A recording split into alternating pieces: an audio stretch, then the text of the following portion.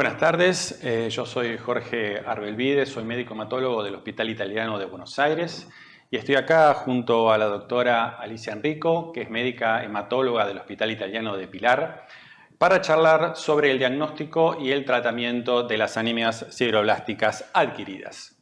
¿Qué tal, Alicia? ¿Cómo te va? Hola Jorge, muchas gracias por la invitación y a la sociedad por este espacio para charlar un poco de anemias sideroblásticas adquiridas. Así que, ¿nos querés contar qué son y cómo se hace el diagnóstico? Bien, las anemias sideroblásticas constituyen un grupo de patologías que pueden ser hereditarias y adquiridas y que se caracterizan por el desarrollo de anemia y la presencia de sideroblastos en anillo al momento de hacer la médula ósea. Los sideroblastos clásicamente los identificamos con la tinción de Peirce y se puede ver ahí la acumulación del hierro a nivel mitocondrial, que da este característico imagen en anillo alrededor del núcleo. Es una patología que conocemos desde la década del 40 y que no conocíamos mucho su fisiopatogenia hasta que en los últimos años, con el desarrollo de la secuenciación y el NGS, pudimos identificar cuáles son el gen o los genes que están mutados. Y esto nos permitió conocer por lo menos 2/3 de las patologías congénitas y la mayoría de las patologías adquiridas, que son clonales. Habitualmente en las patologías congénitas tenemos que los genes que están afectados son aquellos que intervienen en la biosíntesis del hemo o en la biosíntesis de las proteínas hierro-azufre que forman parte de los citocromos y también en otras proteínas mitocondriales. Y la forma más prevalente de estas anemias sideroblásticas congénitas es la anemia sideroblástica asociada al cromosoma X, donde hay una mutación que afecta la síntesis de la delta-aminolegulínico sintetasa, que es la primera enzima que participa en la biosíntesis del grupo hemo. Pero la charla de hoy fundamentalmente va a ser sobre las anemias sideroblásticas adquiridas, y estas se clasifican a través de la Organización Mundial de Salud dentro de los síndromes mielodisplásicos y hay un subtipo que es mieloproliferativo mielodisplásico. Hasta el 2011 no conocíamos nada y en el 2011 conocimos la mutación del SF3beta1 que forma parte del complejo del splicing, que es el que permite fundamentalmente eliminar los intrones del precursor ARN mensajero para que el ARN mensajero maduro vaya del núcleo del citoplasma a producir proteínas. Y antes del 2016, que sale la clasificación, habitualmente se definía la anemia sideroblástica como aquella que tenía que tener por lo menos más de 15% de sideroblastos en anillo para el diagnóstico, y en el 2016, a punto de partida de la SF3beta1, donde uno tiene alta predicción para identificar el desarrollo de sideroblastos en anillo, la WHO cambia ese criterio y lo baja a 5% cuando hay mutación y mantiene el 15% si no hay mutación. Habitualmente este tipo de anemias se presenta con displasia morfológica que puede ser de un linaje o multilinaje y tiene que tener, es un mielodisplásico de bajo riesgo que tiene menos del 5% de blastos en médula ósea y menos del 1% en sangre periférica, y no tiene que tener habitualmente alteraciones citogenéticas como por ejemplo la deleción del 5q. Y también se exige como criterio que se descarten causas secundarias adquiridas que no son clonales. Habitualmente se pensaba que había diferencia en cuanto al pronóstico en las displasias unilinaje versus las multilinaje, pero un estudio de la Clínica Mayo demostró que realmente en la mutación SF3 beta aislada el pronóstico es igual, ya sea con unilinaje y multilinaje.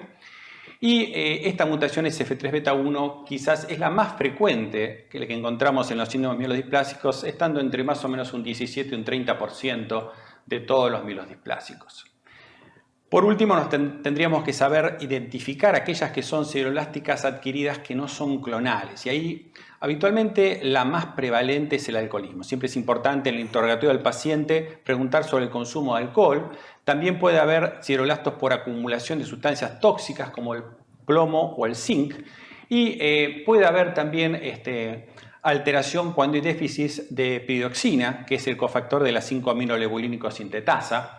especialmente cuando damos, por ejemplo, isoniazida, que hay que recomendar darla con piroxina, o cuando damos ciertos antibióticos como el cloranfenicol, el linezolide, o quimioterápicos como el busulfán y el melphalan. Pero con esto terminaríamos de, digamos, dar un panorama de qué son las anemias sideroblásticas, y para podernos poner, digamos, en terreno, vamos a presentar un caso clínico que nos va a poder mostrar un poco las problemáticas que tenemos cada uno de los hematólogos cuando tenemos que tratar alguna de estas patologías. Bien, te voy a presentar un caso clínico que tengo en el consultorio que comenzó a fines del 2015. Era una paciente de 58 años que consultó por astenia y cansancio, no tenía ninguna enfermedad crónica y no tomaba medicación. Se presentó con una anemia macrocítica de 8,8 gramos de hemoglobina, con 5.000 blancos y 354.000 plaquetas, con una función renal normal, con una ferritina de 550 y no tenía un dosaje de eritropoyetina al momento del diagnóstico. Se le había hecho una punción de médula que tenía una celularidad del 80%, con una hiperplasia eritroide con cambios claramente displásicos y tenía megaquerocitos que estaban hipolobulados e hipercromáticos y tendían la tendencia a acumularse en forma de clústeres. No había aumento de la trama reticulínica, los sideroblastos eran 20%, el estudio citogenético fue normal, la citometría de flujo en ese momento fue normal, y por esta presentación de tener estos megaquerocitos así en clústeres, hicimos un JAK2 que fue negativo. En ese momento el diagnóstico fue el de una anemia refractaria con sideroblastos en anillo, con un IPS revisado de 2 puntos. Entonces, la pregunta, Alicia, sería: ¿cuál es el enfoque de tratamiento que le harías vos a un paciente en primera línea y qué considerás necesario evaluar al momento del diagnóstico? Bien, muy interesante el caso clínico. Estamos hablando de una paciente joven con una anemia macrocítica, ¿sí? Las anemias es la más frecuente citopenia de los síndromes mielodisplásticos, sobre todo los de bajo riesgo en las sideroblásticas. Se dice, o al menos la mayor parte de los registros internacionales, tanto el italiano como el español, hablan de la incidencia de anemia en estos pacientes alrededor de un 30 y un 50%, ¿sí? Entonces, las opciones terapéuticas que tenemos en estos pacientes, por lo menos nosotros acá, tenemos la eritropoyetina recombinante humana, la alfa y la beta, y la darbepoetina, ¿sí? Entonces, ¿qué es lo que tenemos que evaluar a los pacientes antes de ponerlos con un esquema? Fundamentalmente, pacientes que necesitan una carga transfusional alta, pacientes que tienen que tener una tasa de hemoglobina, una tasa de eritropoyetina endógena menor de 500, baja, ¿sí? Haber estado en un plan de hipertransfusión y empezaríamos con la eritropoyetina. Las dos disponibles, nosotros la darbepoetina no tenemos la recombinante humana con indicaciones de la alfa de 40.000 unidades y la beta de 30.000 unidades. Bien, entonces, ¿cuáles son los factores? Una de las cosas que uno se pregunta, ¿cuáles son los factores predictores de respuesta? Fundamentalmente es el tiempo de inicio de la eritropoyetina, el dosaje de eritropoyetina endógena y la carga transfusional. Una cosa curiosa en estos pacientes es que cuando pierden la respuesta, ¿sí? Nosotros pensamos que estos pacientes tienen una tasa de respuesta que está entre el 30 y el 60% y la duración de la respuesta está aproximadamente unos 24 meses. Cuando estos pacientes pierden la respuesta, una cosa curiosa que no necesariamente tienen una progresión de la enfermedad o se transforman, ¿sí? Bueno, nos vas a contar un poco cómo evolucionó tu paciente. Bueno, como bien dijiste, este paciente comenzamos a darle eritropoyetina desde mediados más o menos del 2016 hasta mediados del 2018 tuvo una buena respuesta. No requirió soporte transfusional, pero ya a mediados del 2018 comenzamos a tener que empezar a transfundirlo al principio esporádicamente, a pesar de tenerlo bajo 60.000 unidades de eritropoyetina, y ya al final teníamos que transfundirlo cada 2 o 3 semanas. Entonces ahí ya definimos la refractariedad a los agentes eritropoyéticos. Entonces lo citamos para reevaluar. Y ahí tenía 6 gramos de hemoglobina con 10.000 blancos, 704.000 plaquetas, una ferritina de 897, una eritropoyetina endógena de 289. Le hicimos nuevamente la médula y ahí el paciente seguía teniendo un 85% de celularidad, con una hiperplasia eritroide con displasia, seguía teniendo los megaquerocitos así formando tendencia a formar clústeres. La fibrosis reticulina ya era grado 1 y tenía 3% de CD34. En ese momento ya nos molestaba un poco el tener 10.000 blancos y 700.000 plaquetas, así que resolvimos hacer el PCR para ver los otros drivers mieloproliferativos como el CALR y el CMPL, que ambos fueron negativos.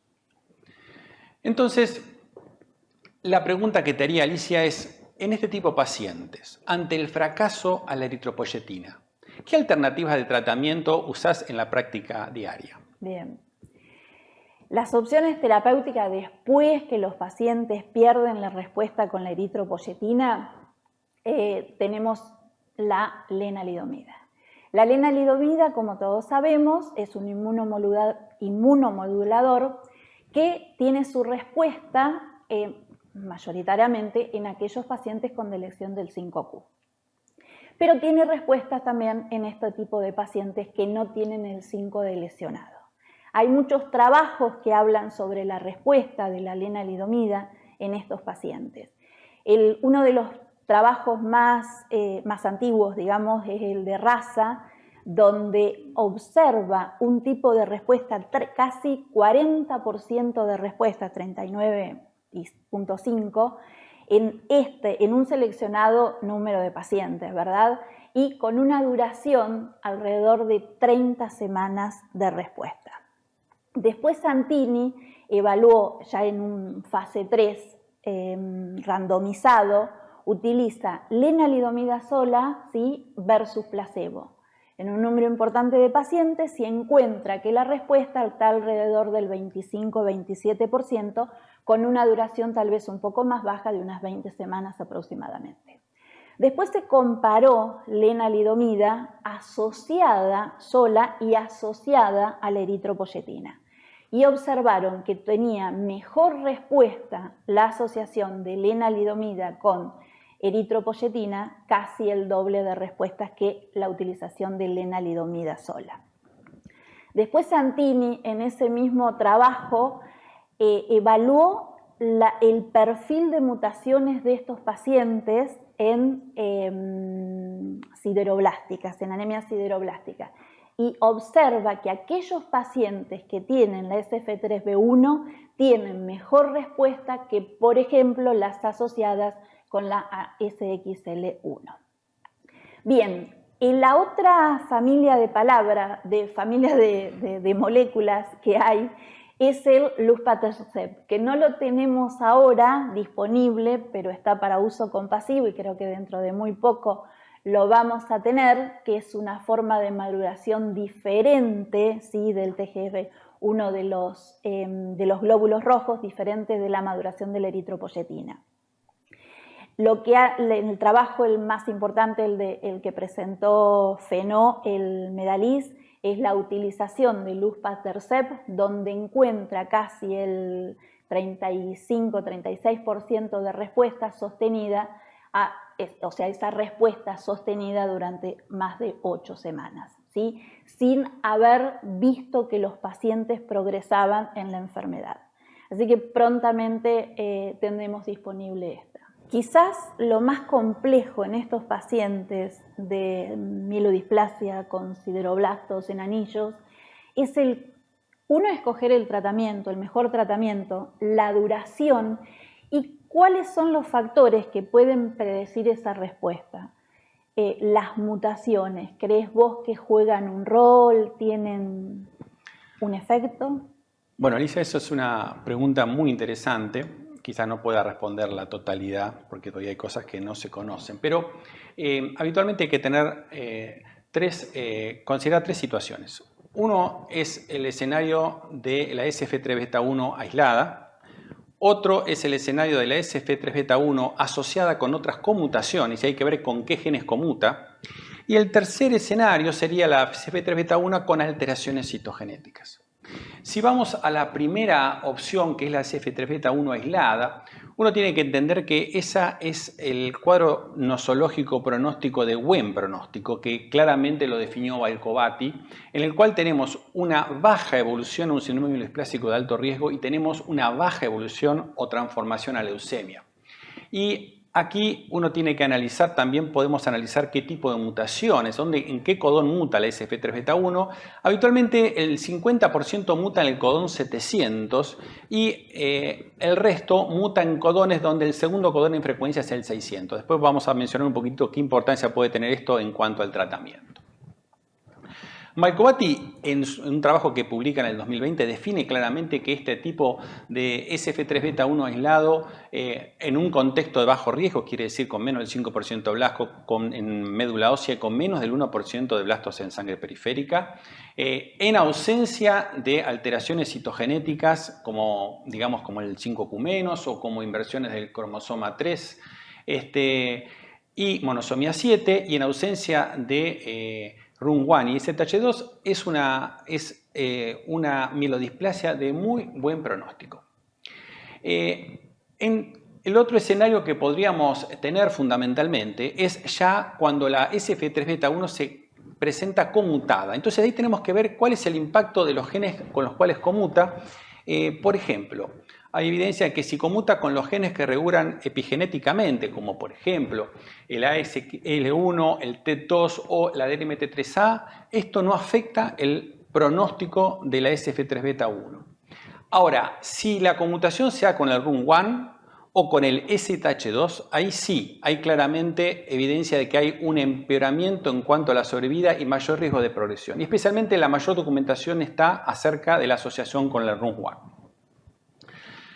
El otro gen que habitualmente todos conocemos que es mal pronóstico es la P53 y especialmente porque se asocia a citogenéticos complejos, y cuando la SF3 beta 1 se asocia a P53 en el último trabajo de score mutacional, claramente queda demostrado que también es de mal pronóstico. Entonces, a mí me parece que esta conmutación, con qué genes conmuta, es importante al momento de definir el pronóstico.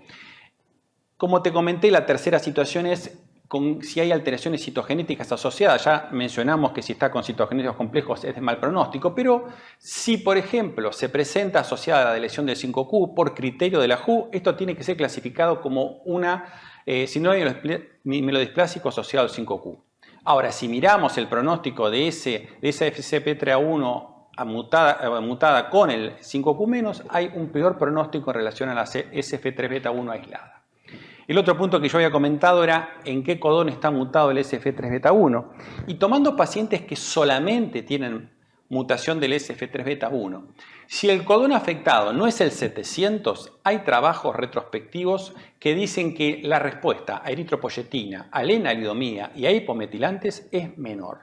Entonces, esto en parte un poco responde a lo que vos me preguntás.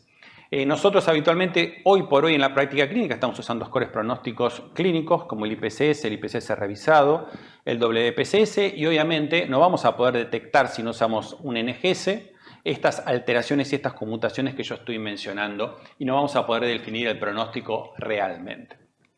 El paciente recibió tratamiento con, como vos comentaste, lenalidomida más eritropoyetina. Y obviamente también le agregamos aspirina fundamentalmente para prevenir eventos trombóticos, teniendo en cuenta que le damos lena y aparte tenía trombocitosis. Obviamente, digamos, fue refractario a la lenalidomida, pero tuvo una respuesta que duró 14 meses y eso es importante, tuvo una buena respuesta. Y obviamente no pudimos utilizar Lupatercept porque no estaba disponible en ese momento en Argentina. Entonces, después de los 16 meses de respuesta, nos encontramos con un paciente que estaba con soporte transfusional, ya había recibido 20 unidades de glóbulo rojo, tenía 1500 de ferritina. Y la pregunta que te haría, en ese contexto, ¿en qué momento vos le indicás quelación a estos pacientes? Bien. No hay mucha evidencia de trabajos prospectivos, pero podemos decir, por ejemplo, nosotros en las guías de nuestra sociedad sugerimos la quelación en pacientes que tienen una ferritina más de 1500 y en aquellos pacientes que tienen una carga importante transfusional, es decir, que son dependientes de la transfusión, y los pacientes que van a trasplante.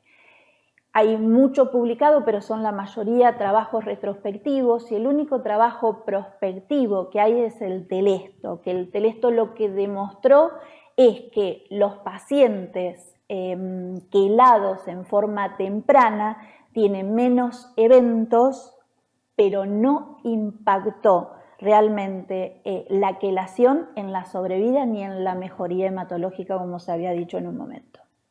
Bien. ¿Y cómo continuó tu paciente? Y la pregunta sería, digamos, este paciente obviamente ya teníamos eritropoyetina refractario, lenalidomida más eritropoyetina refractario, no le pudimos dar Lupatercept.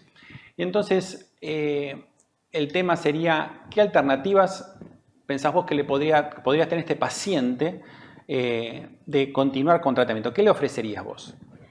No quedan muchas opciones, ¿sí? Solamente podemos contar con los hipometilantes en bajo riesgo y sideroblásticas, acotada la literatura y el trasplante de médula ósea. En lo que respecta a hipometilantes, los trabajos que hablan de una pequeña respuesta que está un poco alrededor del 30% que logran los pacientes la independencia transfusional.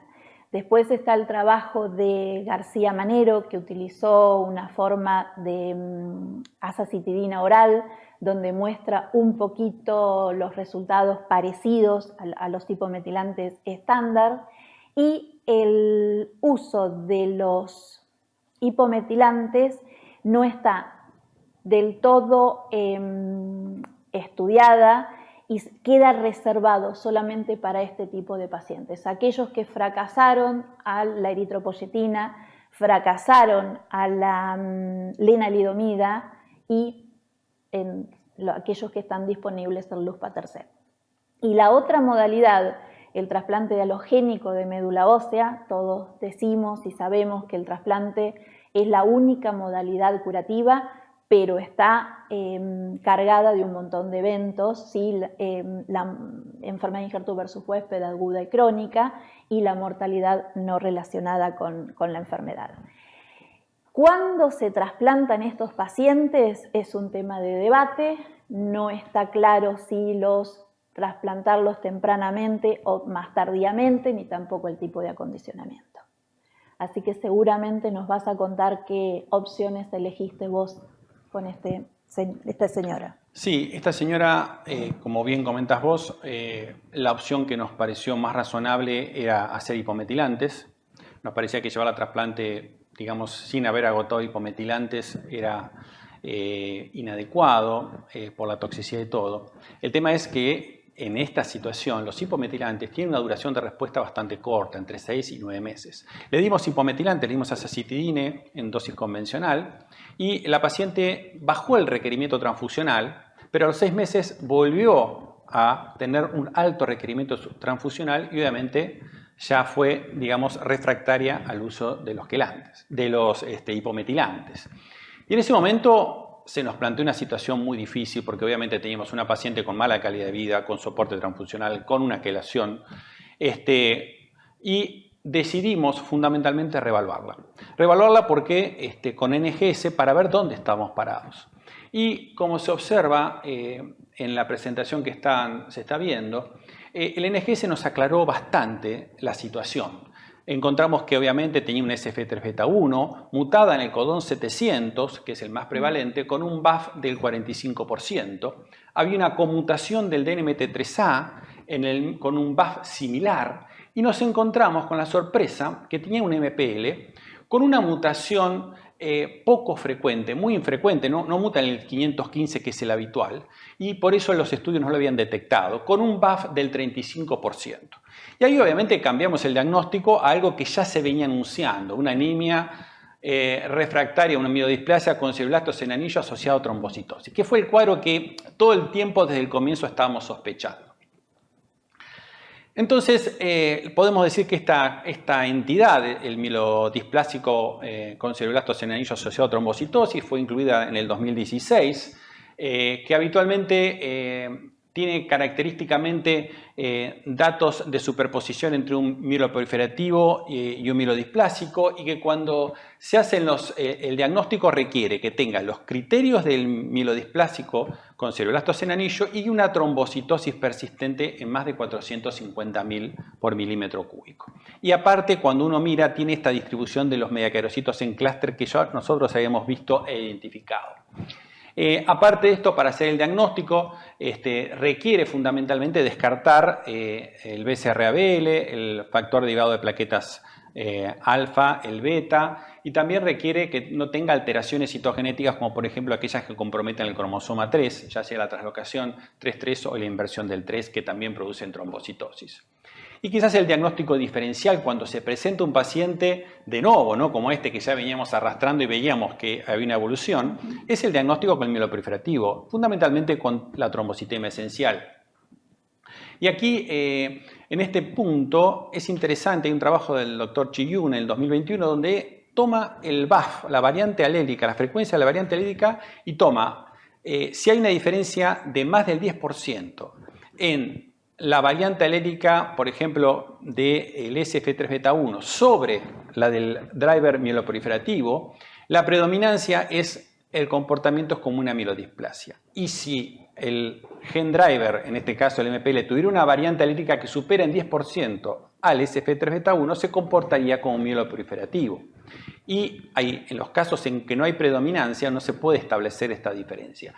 Así que ahí me parece que este aspecto en estos pacientes se comporta por esa descripción que dice Chi-Yun también como una predominancia mielodisplásica sobre el mieloproliferativo. Quizás es importante definir el pronóstico. En la clínica Mayo en estos pacientes toma 3 variables pronósticas: la anemia menos de 10 gramos de hemoglobina, si tiene citogenético normal o si tiene expresión del ASXL1 o el ZP-beta1. Y si no tiene ninguna, tiene 80 meses de sobrevida. Si tiene 2 o más, tiene nada más que 11 meses. Y si tiene una, como el paciente tiene 42 meses de sobrevida. Que obviamente esto es importante para nosotros. Y no hay mucha diferencia en cuanto a la sobrevida si tenemos un mielodisplásico con trombocitosis y sin trombocitosis, que también es importante. Es más, hay trabajos que dicen que vive un poquitito más el que tiene trombocitosis y que el que vive más es la trombocitema esencial. Así que bueno, eso es, digamos, el enfoque fundamentalmente diagnóstico y de tratamiento. ¿Le confiere o a esta paciente le confirió ese componente mieloproliferativo? ¿Tuvo alguna consecuencia? A veces estos pacientes, como bien vos comentás, pueden tener complicaciones trombóticas que no son esperables en el mielodisplásico con fibroblastos en anillo y que sí son esperables en la trombocitema esencial. O sea, el componente mieloproliferativo genera aumento del riesgo de complicaciones trombóticas y también puede tener fenómenos vasomotores como los que vemos habitualmente en el mieloproliferativo, con las cefaleas o con las palpitaciones o la eritromelalgia. De hecho, muchos de estos pacientes le damos aspirina dentro del tratamiento. Quizás lo más complejo es cuando nos hacen trombosis, porque uno tiene que darle citorreducción y ahí darle hidroxurea nos puede complicar un poco la anemia. Entonces hay que ver en cada caso cuál es la mejor estrategia de manejo. La verdad que cuando uno tiene que tratar a estos pacientes no hay una normativa y uno trata, digamos, el cuadro clínico. Este paciente, como comenzó con un cuadro muy compatible con una mielodisplasia con fibroblastos en anillo, recibió el tratamiento con eritropoyetina, se lo pasó a la lenalidomida. De hecho, la conmutación del DNMT3A con el SF3-beta1 es una conmutación que está reportada, que tiene buena respuesta en algunos trabajos a la lenalidomida, y de hecho la duración que está publicada son 17 meses y el nuestro respondió 14 meses. Ahora bien, Lupatercept todavía, si bien se ha probado, no sabemos la seguridad que pueda tener esta droga en el uso o el tratamiento de estos pacientes. Al final de todo, lamentablemente, esta paciente quedó en una situación donde teníamos que definir un tratamiento. No había otras líneas de tratamiento. Charlé con la paciente, se decidió hacer un trasplante. Estaba muy sensibilizada y no se pudo hacer con el hermano que era ploidéntico y su hijo, y se hizo con un donante no relacionado. Actualmente está 4 meses post-trasplante y está en remisión completa con una enfermedad de injerto contra huésped leve, con hasta el momento bastante buena evolución. Y como vos bien decís, el trasplante lo hicimos ya cuando la paciente no tenía más alternativas, que me parece que es el momento, digamos, en estas situaciones de bajo riesgo. Bueno, con esto, Alicia, concluimos la charla. Quiero agradecer a la Sociedad Argentina de Hematología darnos este espacio para poder hablar de este tema tan interesante, y la verdad que siempre charlar con vos sobre estas patologías es un placer. Gracias, Jorge. Muy linda la charla.